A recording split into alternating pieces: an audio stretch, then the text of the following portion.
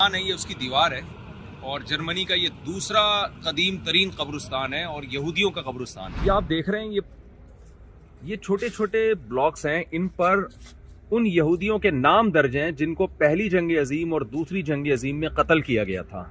नबी सल्लल्लाहु अलैहि वसल्लम की हदीस है सही, आप सल्लल्लाहु अलैहि वसल्लम ने हज़रत अली को भेजा और फरमाया कि कोई कब्र एक बालिश से ऊंची नजर आए उसको गिरा दो। लेकिन हमारे आप कब्रिस्तानों को देखो, ऐसा लगता है कि वर्ल्ड ट्रेड सेंटर बन रहा है एक कब्र पे। तो बहुत ही एक कदीम हिस्टोरिकल प्लेस पर हूँ। ये कब्रिस्तान है, ये उसकी दीवार है और जर्मनी का ये दूसरा कदीम तरीन कब्रिस्तान है और यहूदियों का कब्रिस्तान है। यहाँ पर हिटलर ने यहूदी बहुत कत्ल किए थे और उसे एक जालिम की हैसियत से देखा जाता है यहूदियों के हक़ में। जब पहली जंग अजीम ख़त्म हुई है तकरीबन 1918 के लगभग में, तो जर्मनी को फ्रांस और ब्रिटिश ने बहुत ज़्यादा नुकसान पहुंचाया था उस जंग अजीम में और जर्मनी बहुत ही बदहाली का शिकार हो गया था।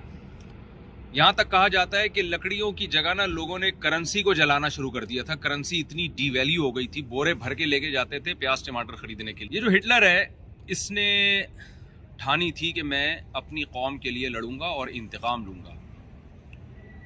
सियासी सतह पे से पहले इसने बगावत की कोशिश की, बगावत में ये नाकाम हुआ, इसको 9 महीने की जेल हुई। उस जेल में इसने एक किताब लिखी, तो इसकी मशहूर किताब है और उसमें उस किताब में उसने ये साबित किया कि ये साबित करने की कोशिश की कि जर्मन दुनिया की बेहतरीन कौम है।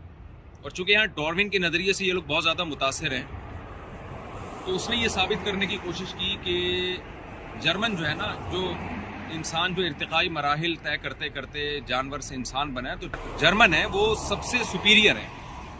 लिहाजा उसका ये कॉन्सेप्ट था कि दुनिया पे हुकूमत करने का हक जर्मन को है। खैर बगावत नाकाम हुई, उसकी वो किताब भी बहुत ज़्यादा नहीं फैली। बाद में खैर वो किताब तो बहुत ज़्यादा छपी। कहा जाता है कि शायद अभी 2011 या 16 में भी दोबारा उस किताब को छापा गया और लोगों ने पढ़ा उसको। लेकिन उसने जर्मन कौम को कौमी सतह पे सुपीरियर बनाने की कोशिश और अज़म किया उसने।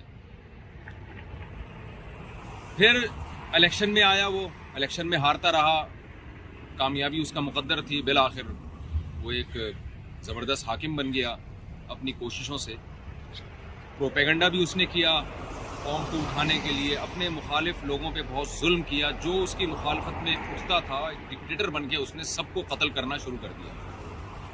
अपनी किताब में भी उसने यहूदियों के ख़िलाफ़ नफ़रत का माहौल पैदा किया और उसकी तहरीक का एक हिस्सा थी कि दुनिया से ज्यूज़ को ख़त्म करना है। और उसके बाद उसने ज्यूज़ पे बहुत ज़्यादा जुल्म करना शुरू किया। यहाँ एक जगह है, अगर हमें मौका मिला हम वहाँ जाएंगे। एक बहुत बड़ा देगचा है, देगड़ा जिसको यहाँ हमारे पंजाबी लोग जो है ना देगड़ा कहते हैं, जो बहुत बड़ा देग था जिसमें जिंदा यहूदियों को लाके खोलते हुए की कढ़ाई में डाला जाता था।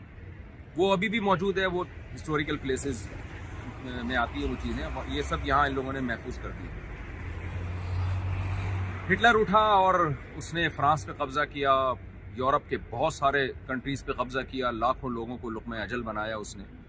जब वो बरतानिया के करीब पहुंचा है लड़ाई के लिए, तो ब्रिटिश के से उसको फ़तह नहीं मिल सकी और उसने फिर इरादा किया रशिया पे चढ़ाई करने का।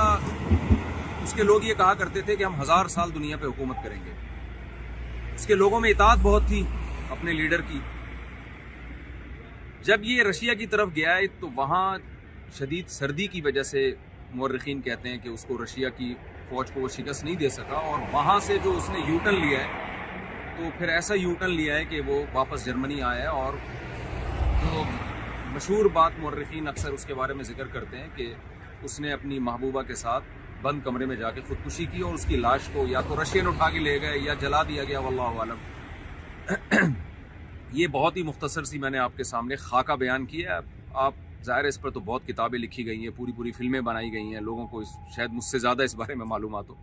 ये मैंने थोड़ा सा खाका हिटलर का आपके सामने पेश किया है। और उसके बाद फिर दोबारा जर्मनी के हालात बहुत ख़राब हुए। यहाँ के मकामी लोग बताते हैं, जो बूढ़ों से सुनते हैं, कि एक आलू ख़रीदने के लोगों के पास पैसे नहीं होते थे और सारा दिन एक आलू पे गुजारा किया करते थे यहाँ के लोग। हिटलर जो था वो दूसरी जंग अजीम की बुनियाद बना था। और मैंने علامہ اقبال کے ولاگ میں یہ بات بتائیے کہ علامہ اقبال جرمنی کے حالات دیکھ کے پہلے یہ پیشگوئی کر چکے تھے کہ دنیا دوسری جنگ عظیم کی طرف جا رہی ہے. تو ہٹلر یہ دوسری جنگ عظیم کا ذریعہ بنا. بہت دنیا میں تباہی ہوئی, لاکھوں لوگ لقمہ اجل بنے, بہت سے ڈپریشن میں پاگل ہو گئے, بہت سے فوجی پاگل ہو گئے, جیلوں میں بڑا ظلم ہوا, اور خاص طور پر اس نے یہودیوں کو بے تحاشا قتل کیا. پھر جب جرمنی میں بدحالی آئی ہے جنگ میں شکست کے بعد, تو اس قوم, یعنی آپ اندازہ لگائیں 1957 یا 50s کے آس پاس پاکستان نے جرمنی کو قرضہ دیا تھا. یعنی یہاں یا تو ہمارے حالات بہت اچھے تھے یا جرمنی کے حالات بہت خراب تھے. بہرحال لیکن اس قوم نے متحد ہو کر یہ فیصلہ کیا کہ اب ہم جنگ و جدال میں, لڑائی جھگڑوں میں اپنا ٹائم ویسٹ کرنے کے بجائے متحد ہو کر اپنی سوسائٹی کو اور اپنے کنٹری کو ہم فوکس کریں گے, اور اکنامکلی ہم اپنے کنٹری کو مضبوط کریں گے. قوم متحد ہوئی اور آج اس کے ہم اپنی آنکھوں سے دیکھ رہے ہیں جرمنی کتنا اسٹیبل ہے.